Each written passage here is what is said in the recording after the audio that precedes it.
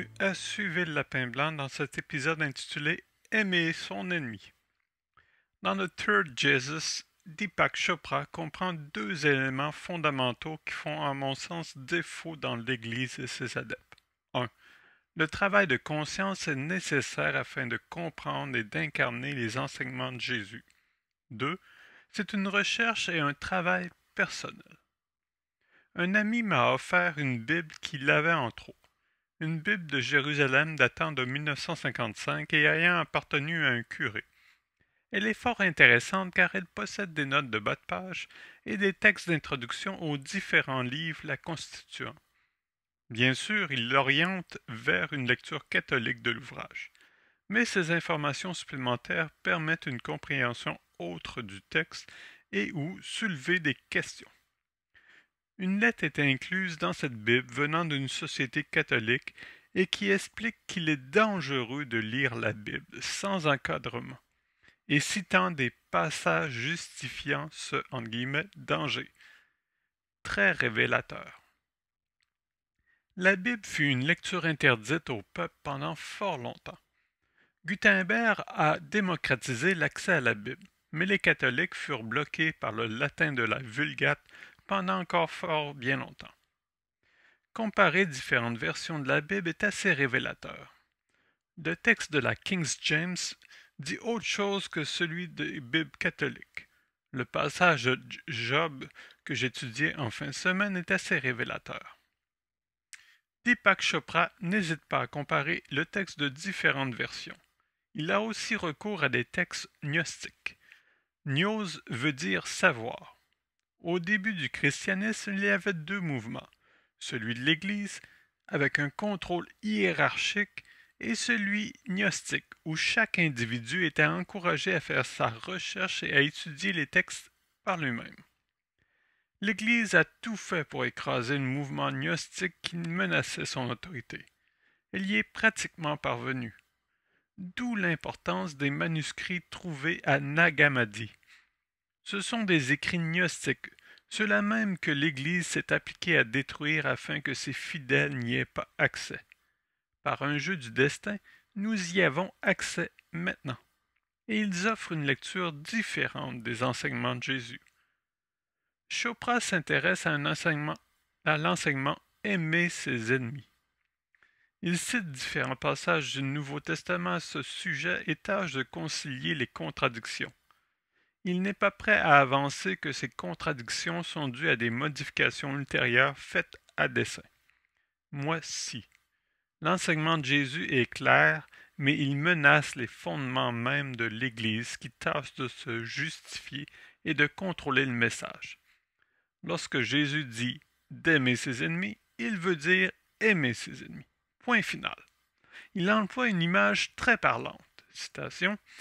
Aimez vos ennemis, priez pour vos persécuteurs. Ainsi serez-vous les fils de votre Père qui est aux cieux, car il fait lever son soleil sur les méchants et les bons, et tomber la pluie sur les justes et les injustes. Matthieu 5,44. La note de bas de page à aimer vos ennemis. Faites du bien à ceux qui vous haïssent. Navré pour l'éditeur de ma Bible, ce n'est pas cela. C'est aimer dans le sens d'amour. Aimer comme la lumière du soleil et la pluie qui tombe.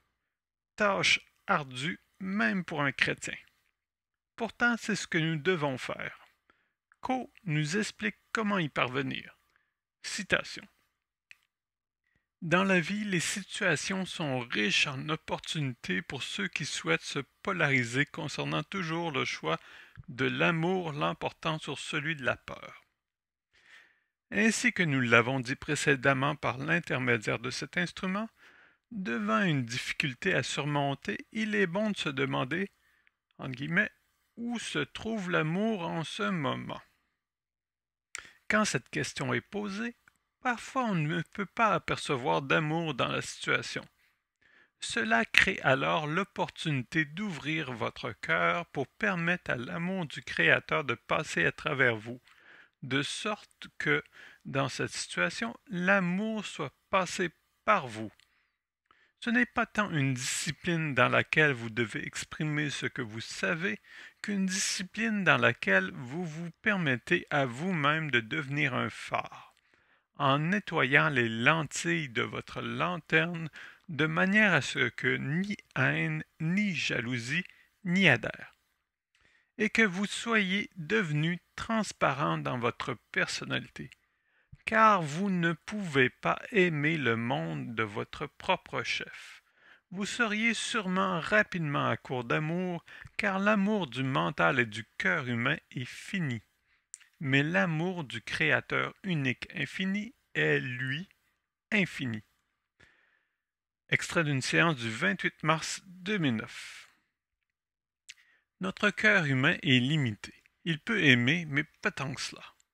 Pour y parvenir, il faut débloquer nos chakras, les lentilles du texte, afin de pouvoir faire rayonner l'amour du Créateur. Ainsi, il sera possible d'aimer comme tombe la pluie et brille le soleil. Je doute que Deepak Chopra connaisse la loi 1. Ce serait un enseignement d'une grande richesse pour lui, expliquant les incohérences apparentes et les limites du texte biblique. Corey Goode confiait dans une séance de questions et réponses lors d'une récente conférence que le seul matériel de canalisation utilisé dans les programmes spatiaux secrets est celui de la loi 1. Ce ne fut pas toujours le cas. Les chrétiens des SSP y voyaient l'œuvre du diable et en avaient peur. Mais il finit par s'avérer précieux et il est maintenant prisé par ces gens qui en ont bien besoin compte tenu de ce qu'ils traversent. Je crois qu'il en serait de même pour les humains ici aussi. Le monde devient logique et explicable à sa lumière. Même les textes bibliques prennent une autre tournure.